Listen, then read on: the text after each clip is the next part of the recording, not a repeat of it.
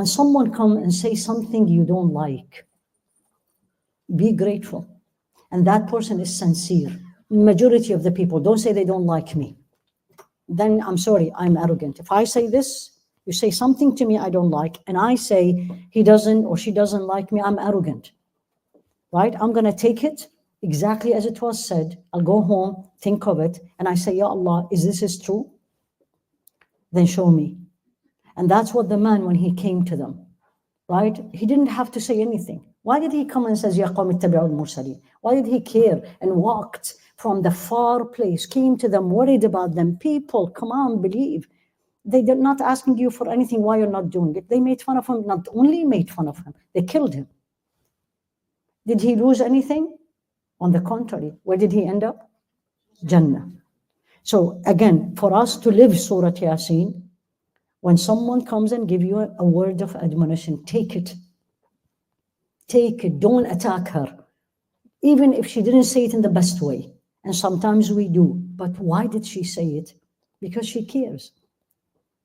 Right? If she looks at you and says, you know what, whatever, I don't want to give examples, but whatever it is, and sometimes it's not something we like, and we think we are right. Take it, think of it, be grateful to Allah. Sayyidina Umar used always to say, Rahim Allah imri'an ahda ilayya ayuba nafsi. May Allah bless that person who gifts me. Look at the word. That's Sayyidina Umar, not you and me. Gift me my shortcomings. He didn't say, how dare you say this? Don't you know who I am? Gifted me my shortcomings. Then Allah subhanahu wa ta'ala moves us to the third page. And in the third page, he knows that we are, as human beings, what? Arrogant, argumentative, and basically Surah Yasin has a lot of arguments of the human being, and this is where we will end up today. Arguments, I'm not convinced. Why is that? Things has changed, and Allah start now bringing your attention and mine. See, you can't say I didn't see, right? And how many times, أَوْلَمْ يَرَوْا, don't they say, don't they see? We send down, you had rain for the last week, right? Flood, actually, huge rain. Did you look at your plants? Probably you didn't see it. What did he say? أَوْلَمْ يَرَوْا, don't they see, right? What did they? And we sent down for them rain, what? أَحْيَيْنَا أَخْرَجْنَا, we gave life, we brought forth. Look at your plants. I was like, this morning, alhamdulillah, it was sunny, so I was looking at the plants. I was like, Ya Rabbi, this is beautiful, because they all much fresher. So Allah now bringing your attention, mine and yours, see things around you.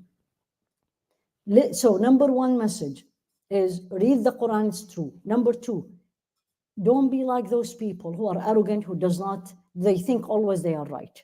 Nobody is always right. Number three, see the things around you. Don't take it casual. Everything around you is message from Allah. Message from Allah to you and to me. Things you like, things you don't like, including things happen in my life. Let alone what He created. And He said, look around you. We created, the land is dead. We send water and becomes all alive. And look at around you, the sun, the moon. We all talked about this 3 weeks ago. Okay, we don't care. We're too busy. I know everything. Right? Full of arrogance. And then he starts scaring me. Because that's the only way you bring people attention, is when you scare them. Right? Sometimes, I'm sure you have seen it, sometimes very funny flight attendants. Right? More than one time I've seen it, when they really want you to pay attention to usually the instructions they give. What do they say? Oh, did anybody lose a phone? And everybody, right? And said, okay, now I get your attention. Right? You have seen it? I've seen it so many times. And very smart people. So Allah now bringing my attention to the reality. You're not seeing. You think you know everything. You know you're going to live here forever? Great. وَنُفِخَ فِي الصُّورِ. And we talked about this last week. Every time you hear وَنُفِخَ فِي الصُّورِ, the nufikha is what? Blow in the trumpet. What is that? Let's go and have coffee.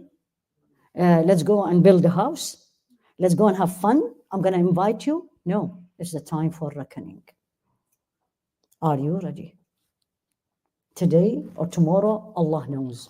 As this morning I was teaching the year of knowledge, we get to this, al-a'malu bi khawatimiha. We're teaching aqidah. Your deeds and mine were judged, or what is the best thing in your life is what you do at the end of your life. Don't you ever say, I'm perfect. What's the big deal about me? I do this. You don't know how you will die. And the same thing for those people who they think, or may Allah forgive me, or you look at people and says, look at her, look at him. Don't look down at them. You don't know how they will die.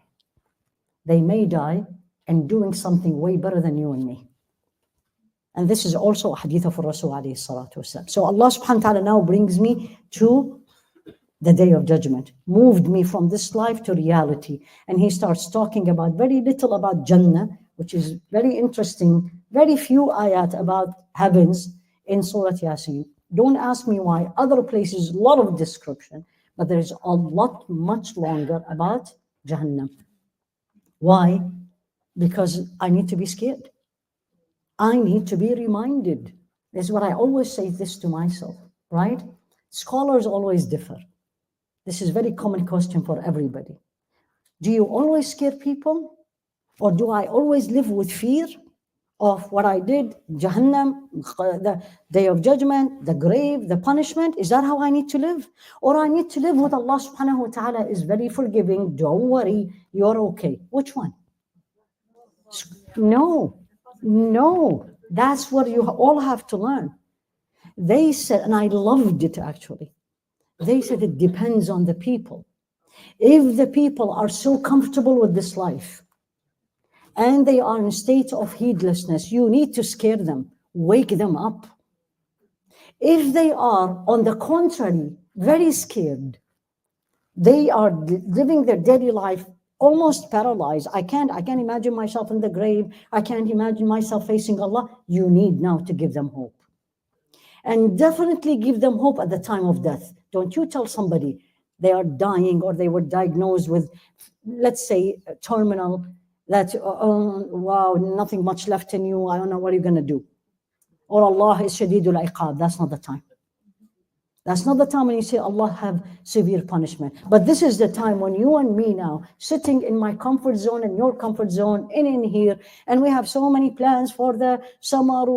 This is the time where I need someone to look at me and remind me, this may change in a second. Are you ready? You're planning for summer, alhamdulillah. What's your plans for akhir? You're planning to do this and this in your home. What's your plan for the grave? You will live in the grave way longer. Did you see my point?